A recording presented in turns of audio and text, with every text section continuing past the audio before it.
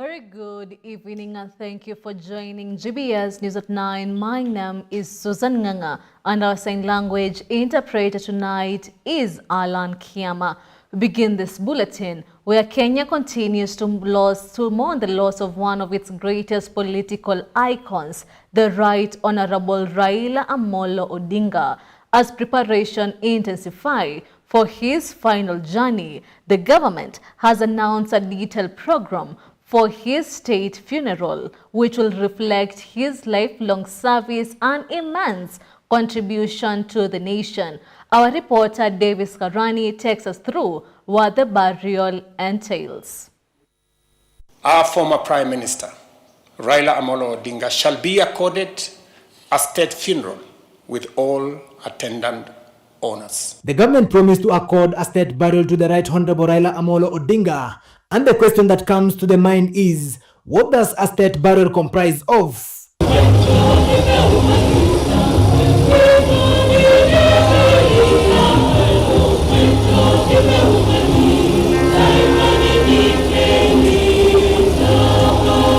It involves a declaration by the head of state, which President William Ruto did hours after Odinga died. I have declared a 7-day period of national mourning. The national and presidential flags were also declared to be flown half-mast across all public institutions, and the body was laid at state and taken to Kasarani and Nyayo Stadium, allowing Kenyans from all walks of life to pay their last respect. The national flag shall fly at half-mast across the Republic of Kenya and in all our missions abroad. As a mark of respect, I have postponed all my public engagements for the coming days, and I ask all other public servants and leaders to do the same so that we can join the nation in this period of mourning. A military guard of honor also accompanied the casket from Lee Funeral Home to Parliament, led by the Kenya Defence Forces Ceremonial Unit in full state honors.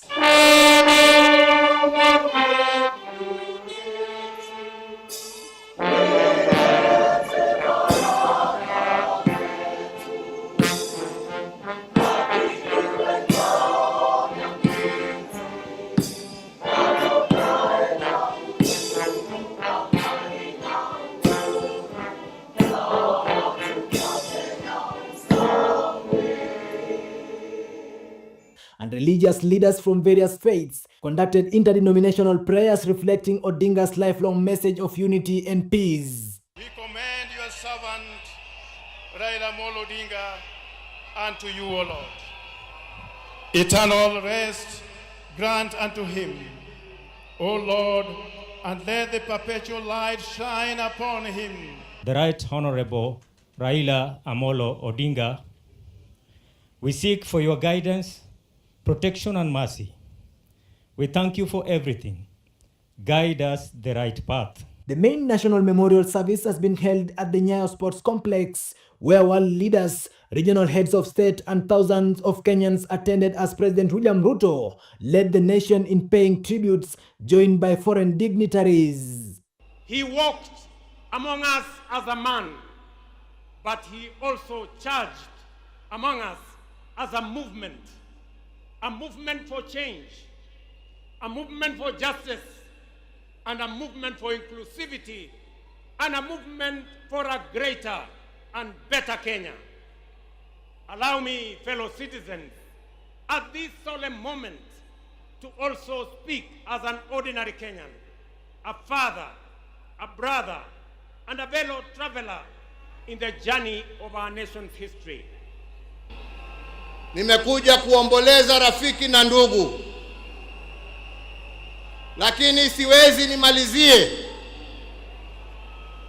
nisiposema ya kwamba hata kama leo tuna huzuni na tunaomboleza, lazima kama Wakenya tuchukue nafasi hii, kwa sababu Raila hangeweza kutenda yale ambayo alitenda kama angekuwa amesimamiwa na mama nguvu wa kazi, Mama Aida Odinga, na watoto wake Rosemary, Junior, Winnie, na familia yake yote. Raila Odinga's body will then be flown to Kisumu, then his rural home in Bondo, Siaya County, for the final rites. The funeral procession is expected to attract tens of thousands, a fitting farewell for a man whose political journey spanned decades of sacrifice and resilience.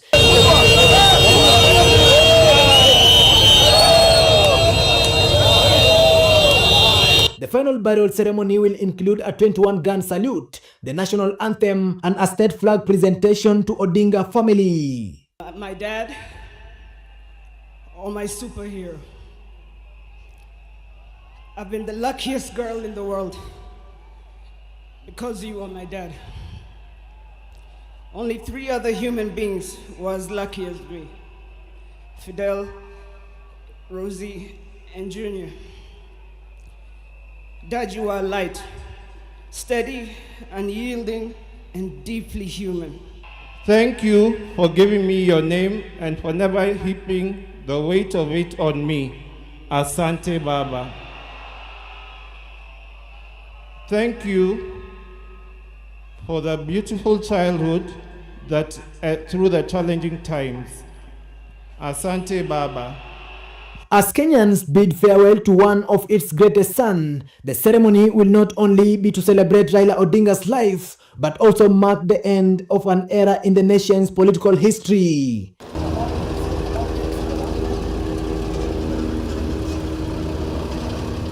Davis Karani for GBS News, Nairobi.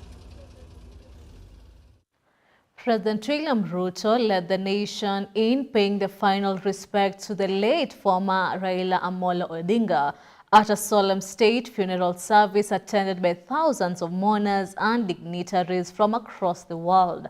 Former President Uhuru Kenyatta eulogized Mr. Odinga as a steadfast patriot who dedicated his life to Kenya's democracy, saying, and I quote, "Mungu ailaze roho ya marehemu Raila pema peponi." The emotional ceremony marked the culmination of a week of national mourning for a man fondly remembered as a pillar of unity and a champion of justice.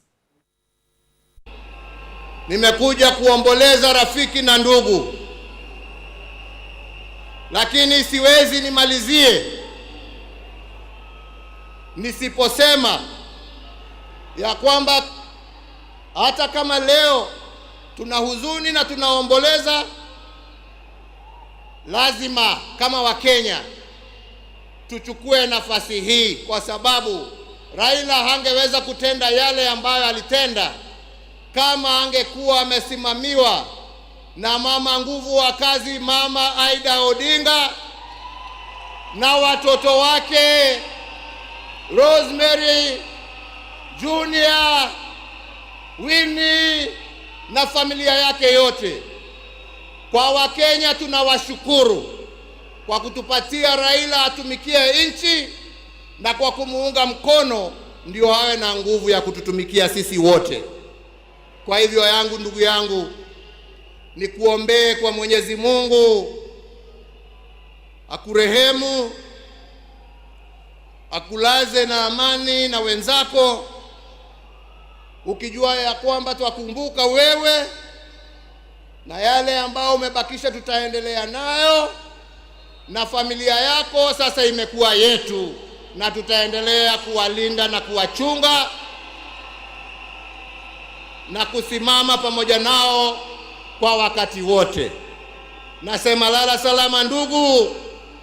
Mungu awabariki familia yako na awafariji na awapatie nguvu, na Mungu aendelee kuibariki Kenya hii yetu, Afrika Mashariki na Afrika kwa jumla. Asanteni sana, Mungu awabariki. And now still on eulogist, Senator Obura Odinga delivered an emotional tribute to his younger brother, the Right Honorable Raila Amolo Odinga, recalling their lifelong journey in politics, sacrifice, and the struggle for Kenya's democracy. With a heavy heart, Obura described Raila as a fearless fighter, a visionary leader, and a brother whose love was Kenya was unmatched. He thanked the nation for standing with the Odinga family, saying Raila's spirit will continue to inspire generations to come. Let's take a listen. The other thing Raila was best at was in class. Me, I was average. I could be number 5, number 4, number 3 sometimes if I did well. But Raila was always number 1. He was always number 1 in class. And I also want to tell you that Raila was a sportsman. He was a sportsman. He used to do what we were calling triple jump. He used to play football and he used to do pole vault. But I was better than him in jumping and in pole vault. I want to tell you that my brother loved justice from the beginning. He loved to hear news. And one day he was late in school, and when the teacher asked him what he was doing, he said he was still listening to the radio. He wanted to hear news. And he was only at standard 3, standard 4. So Raila was a no-nonsense man. He entertained no mediocrity. Raila did not want mediocrity. That even though my brother was almost the same age as me, but younger than me, I can tell you that I respected him as my leader in the political arena. And I want to thank my party, ODM, for making me the acting party leader of ODM, the oldest and the largest party in East and Central Africa. I will take that mantle with vigor, and I must assure you, my colleagues, that I will not disappoint. Even though the shoes of Raila are too big to be filled. But I just want to try my best. I want to try my best. And to another eulogy, Mama Ida Odinga has urged Kenyans to honor the legacy of her late husband, Raila Amolo Odinga, by mourning in peace and unity. She reminded the nation that Baba loved peace, and he taught us to have a forgiving spirit, both in our home and in the larger Kenya. Her message of calm and reconciliation echoed through the crowds as thousands gathered to bid farewell to the fallen statesman. Let's take a listen. One thing that I know that Raila stood for, and he keep on repeating, is that we need peace in our nation, we need peace in our homes. And peace will not survive in a situation, in a chaotic situation. For that reason, I appeal, today I appeal, let us mourn Raila in peace. But one thing that he kept on repeating to me is that we must urge Kenyans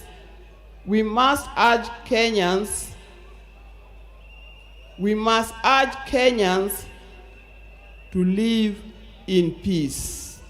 The greed that have affected the main fabric of our society, the greed that leads to stealing from the public coffers, the greed that leads to corruptions, that's the kind of thing that Raila would not have liked to see. So please don't carry grudges from one generation to another and from one group to another. We are all Kenyans. We are sisters and brothers. We must learn to forgive easily and build together Kenya. A very powerful statement and message there. We should always live in peace. And now to the eulogy of the children. It was an emotional moment as Rosemary Odinga, Raila Odinga Jr., and Winnie Odinga paid heartfelt tribute to their late father, the Right Honorable Raila Amolo Odinga. During the state funeral service, each spoke with deep emotion, remembering him not only as a national icon, but as a loving father, mentor, and a friend. Let's take a listen.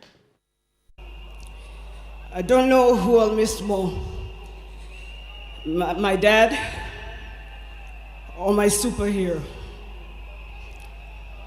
I've been the luckiest girl in the world because you are my dad. Only 3 other human beings were as lucky as me: Fidel, Rosie, and Junior. Dad, you are light, steady, unyielding, and deeply human. To the world, you are known by many names. When you were growing up, they used to call you Aluo. And then when you started work, they started calling you Jaramogi's son. And at some point, they started to call you Tinga. Another point, they started to call you Aguambo. Briefly there, they called you Nyundo. They called you Jacom. They called you Baba Fidel. But in the end, they called you Baba. To me, you were simply Dad. A man whose presence froze rooms around the world.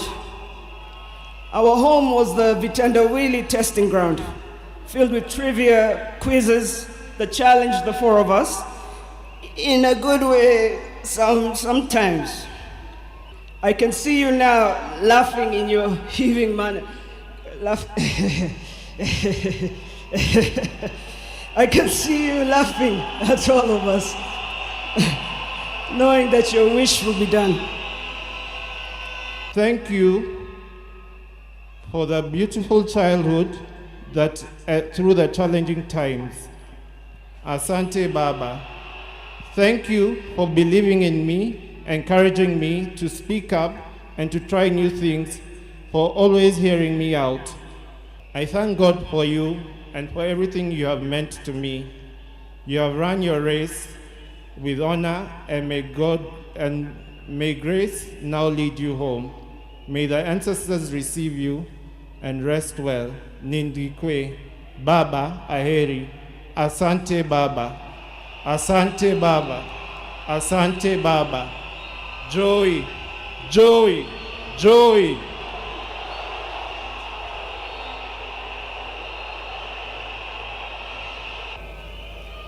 To me, he was my advisor. He was a friend. He was also someone who understood me very well, and my children and my siblings. Until today, it is still very difficult.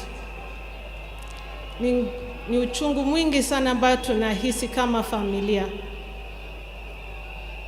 Na leo hii tunakuja na nyinyi pia, ndio tuombeleze na nyinyi pia, Kenya mzima na dunia mzima. Nataka tu kusema asanteni sana kwa kusimama na sisi, na tutaendelea kusimama pamoja, na Mungu abariki Kenya mzima na abariki dunia mzima. And thank you all. Asanteni sana. Mungu atupe nguvu. Mama, Mungu akupe nguvu. Thank you so much. Sina mengi ya kusema. Down the bay, the mountain top, where the sun shines on a mountain top, I took a trip on a sailing ship, and when I reached India, I made a stop. But I'm sad to say I'm on my way. Won't be back for many a day. My heart is down, my world is turning around. I had to leave a little girl in Bondo town. And with that, it is time for us to take a short break. Keep your feedback streaming into our social media platforms at GBS TV Africa. The SMS line is always 21144. We'll be right back. We're going to be discussing dream chasing versus stability. Dream chasing versus stability. Okay, dream chasing nayo ni ngumu. Juu unaweza kuwa una chase impossible dreams. But yet unaweza kuwa una chase possible dreams. So wewe tu ngangana na dream yako, one time utafika hapo. Kifika certain stage in life, make decisions peke yako, ndio ukiregret usikuwa na mtu kublame. Just go for it. Ndio kikikuuma ni wewe imeuma. Kuramba. Na iki work out pia all the best, because si kila time uta-fail na si kila time uta-succeed. But hauwezi jua kama hujajaribu. Mimi nitakuja hapa nikudanganye, soft life. Hujui hiyo soft life inatoka wapi? You guys just want to fly badala you take the stairs step by step. Obviously mtu wako pale juu alianzia somewhere. You can't tell me ati kama kuna alternative utafanya. Si basi wewe fanya. If that's what you want. Would you rather earn less doing what you love ama earn more doing what you hate? Mimi hata sita kudanganya ati napenda kukufia nchi yangu just because of the money that is there. Si ati anapenda kukua KDF, but it's because of the money that is there. Okay, men are not smart like women. I'm going to say that's for a fact. If right now, that is true. If me and Rachel say to pay 1 million, mtape mwaka mmoja, hiyo million itakuwa hata maybe 10. But if a man unashikanga tu na kiburi sasa ndio unavaa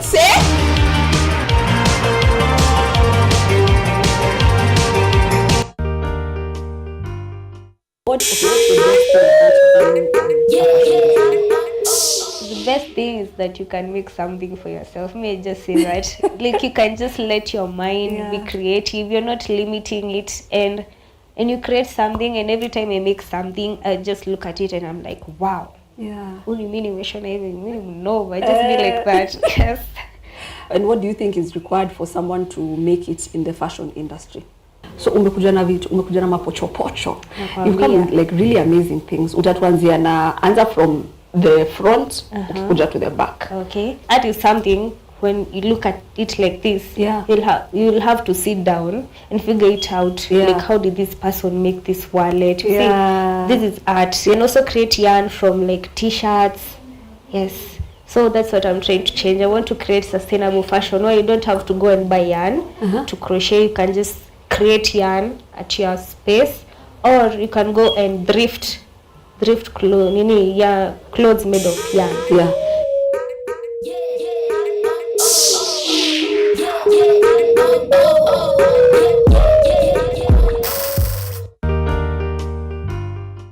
Hi kids, welcome to Kids Mind, where we learn, we laugh, and we explore.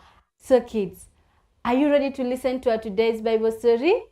Are you ready to listen? You're happy and you know, clap your hands.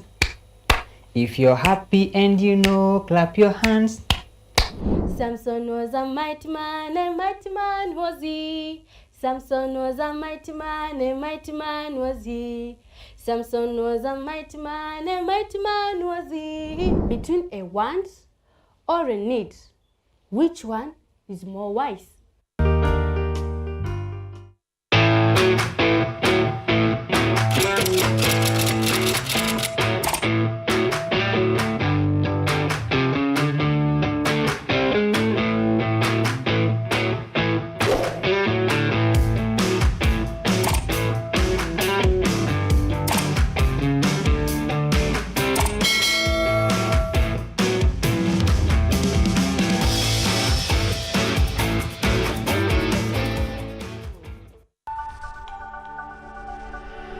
Everywhere, GBS. Welcome back to the bulletin, and still on the state funeral of the Right Honorable Raila Amolo Odinga. Waking up to a day of mourning, Kenyans are still moved deeply by the death of Raila Odinga, a man who was a candle to many and how supporters often looked to him as Baba. To the politician, he was viewed as a democratic figure and a mentor. Today marks his second day out of action after passing on in India at Devamantha Hospital in India due to a cardiac arrest after the chaotic historical public viewing of his body yesterday at the Kasarani Stadium that saw the crowds tear-gassed, then shooting, which claimed at least 3 lives today, was another chance for the public to pay tribute to the late opposition leader Odinga at a national funeral service in Nyayo Stadium. All these events done this speedily according to the late 72 hours will. Matthew Perez has been following up this story.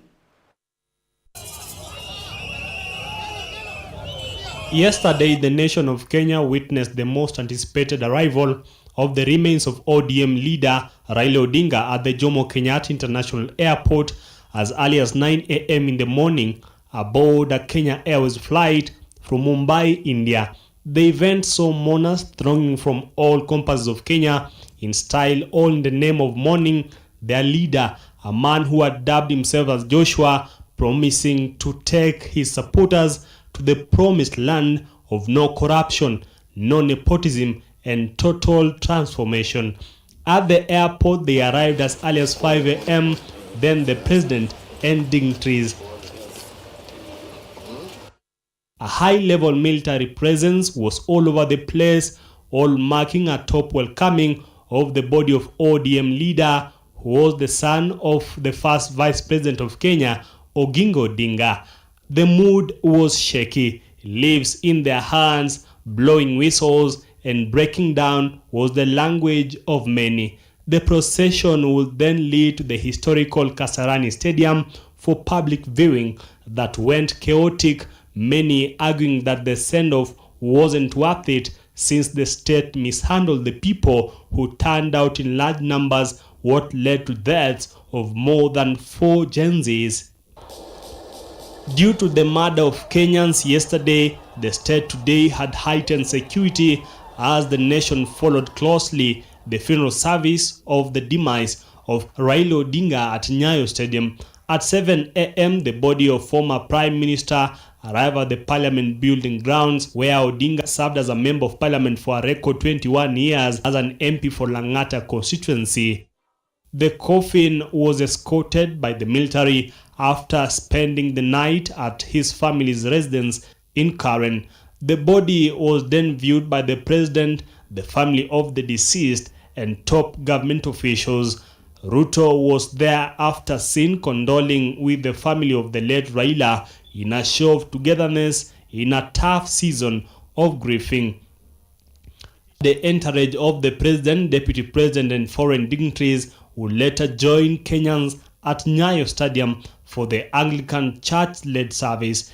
Kenyans who turned out with Kenyan flags, most dressed in black, to pay their last respect, looked organized, though their emotions were constantly on the rise.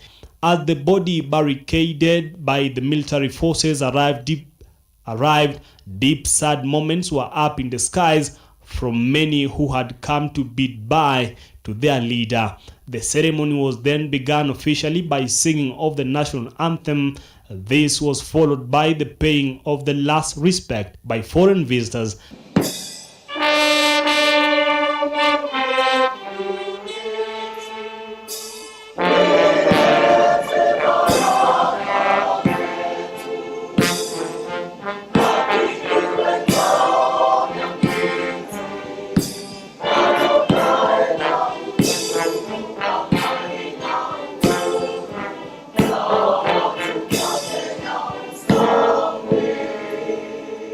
The Odinga family proceeded to deliver their speeches, expressing how to them he was many things, a man whom they loved, a man whose shoes are too big to fit. Hello. Me, he was my advisor.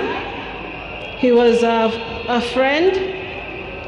He was also someone who understood me very well. My father was many things to me, to many people, but to my siblings and I, he was simply Dad. Dad embodied resilience, courage, and unwavering commitment to the ideals of freedom and justice. A man whose presence froze rooms around the world. Our home was the Vitendawili testing ground, filled with trivia, quizzes that challenged the four of us, in a good way sometimes. When I learned that you willed to be buried in 72 hours, I laughed. Good old Dad, testing and planning for all of us, even beyond the grave. Strong, when with dignity. And to the man Raila was, the Kenya Army accorded the late Right Honorable Raila Odinga full military honors during his state funeral at Nyayo National Stadium. Odinga was treated with a rare and prestigious military ceremony, receiving honors typically reserved for presidents and the highest-ranking military officers. His casket, draped in the Kenyan national flag, was accompanied by a guard of honor from the Kenya Defense Forces as it was escorted in a military procession around the stadium. The military ceremony included a ceremonial guard carriage, precision marching by personnel from the Kenyan Army, Air Force, Navy, and Police, all in their distinct ceremonial uniform. The discipline formation symbolized national unity and respect, reflecting the deep reverence for Raila Odinga's contribution to Kenya's political landscape. The late Honorable Raila Odinga accorded the treatment of a 5-star general, the highest military rank in Kenya by the KDF. This was part of a series of formal military rites that also involved the presence of government officials and thousands of mourners paying their respects.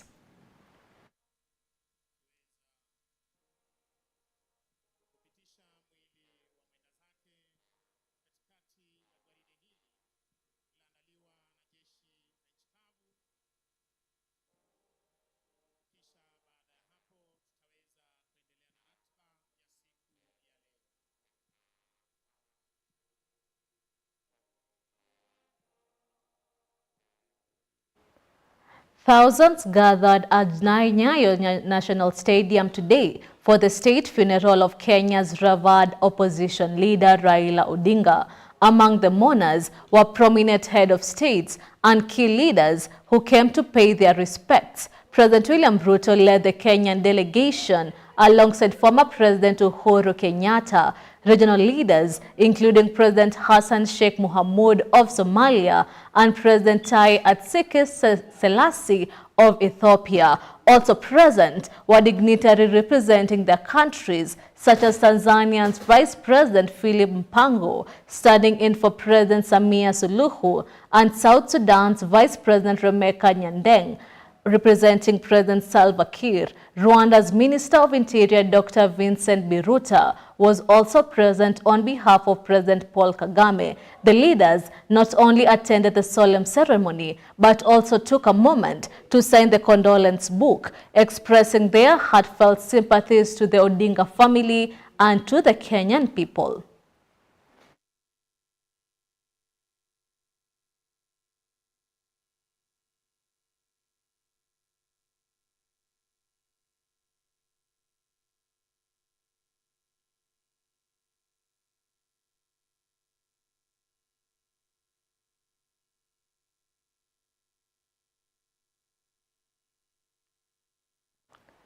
And now to matters politics involving the Azimio party. Opiyo Wandayi has declared that the members of the ODM party will continue working with the Kenya Kwanza administration, saying that Baba has left them with Ruto in government, and that's where they will stay. Wandayi's remarks comes amid political uncertainty following the passing of former Prime Minister Raila Odinga, a man many regarded as a symbol of opposition politics in Kenya. Speaking during a memorial service in Ugunja, Siaya County, Wandayi said Raila Odinga's legacy was one of unity and progress not division. Wandai's comments signal a shift in tone within the ODM party, traditional seen as opposition bloc. He urged supporters to embrace peace and dialogue rather than confrontation. As you will recall, when the announcement about Baba's death was made on Wednesday by His Excellency the President at around midday, we had to leave very, very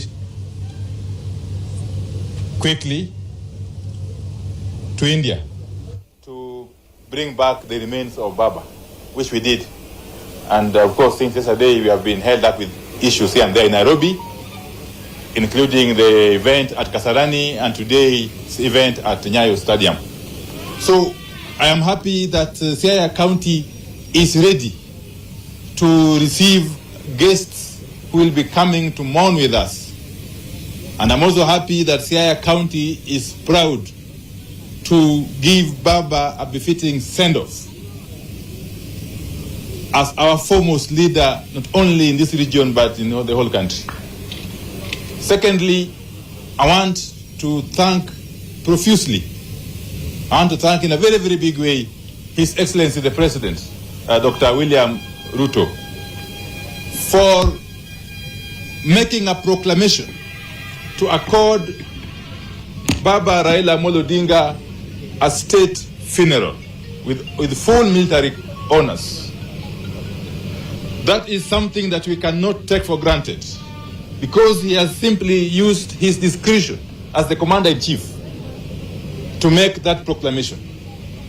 Many of you will recall that even Jaramogi Oginga Odinga, who was the first Vice President of this Republic, was never accorded such honor when he passed on in 1994. And therefore, thank you very much, Your Excellency President William Ruto, for honoring not only Baba and the Jaramogi family, but honoring the Luo community. And generally the followership of Baba as a whole. Thirdly and lastly, indeed, is to affirm that Baba has left us as a people in government. Baba Raila Amolo Odinga has left us in government led by President William Ruto. And that is where we are going to stay. Till the end. Yes. Till the end. Yes. And I can dare say, without any fear of contradiction, that we are going to walk step by step with President William Ruto to the end. Now and beyond 2027. That I must say from here. I must say from here. And ODM, which is the party that I belong to, and that all of us here belong to, has made a very wise decision to appoint Dr. Oburu Oginga as the acting party leader. Tensions flared at the late Raila Odinga's state funeral after Wiper Party leader Kalonzo Musyoka took issue with Deputy President Kithure Kindiki's failure to acknowledge opposition leaders in his address. Kalonzo, visibly angered, accused the DP of showing disrespect to leaders who, he said, stood shoulder to shoulder with Raila in the struggle for democracy.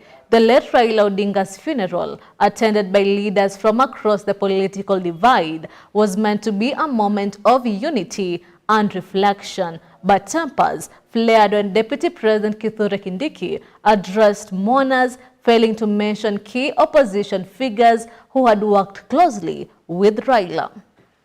Happy I was able to catch up with the state funeral, and I can tell you that I've lost a real brother, a man I have known so deeply. We shared such great pain of stolen elections and all of that. In fact, when I came in, I looked at Weta and I told Weta, do you remember where we went to this park in South Africa? Immediately after the results were announced in 2013 and affirmed by the Supreme Court, we were so down, and not just us, because we are down for the sake of our people. So our brother has taken a final bow, but the struggle continues. This struggle continues. I'm so happy nobody here today called Raila Mganga. Mutu wa vitendawili. Although his daughter Winnie twisted it nicely to say there's that, an enigma. Nobody called him Amchawi because the bishop, his own bishop, spoke so well about who Raila was in the church, within the Anglican church. So we will continue this struggle. It's unfortunate because it's a state funeral. They should actually have recognized the official opposition to say something. That's what Raila Odinga would have wanted to do. But you can see even the way Kindiki announced the name that some of us around there with his usual small voice, nobody could hear, all right? But it's okay. It's okay. We must give Raila the most dignified, as Uhuru Kenyatta himself said, right? The struggle to get and to make sure this is a safe nation.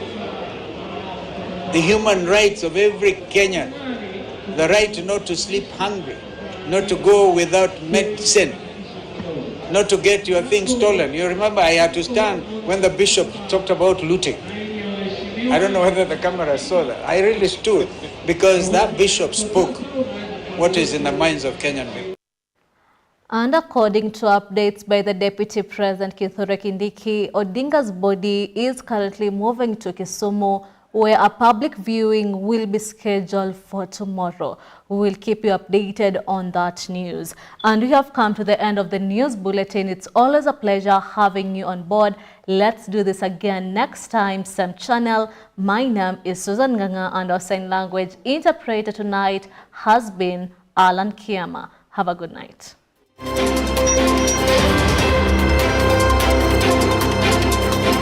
you.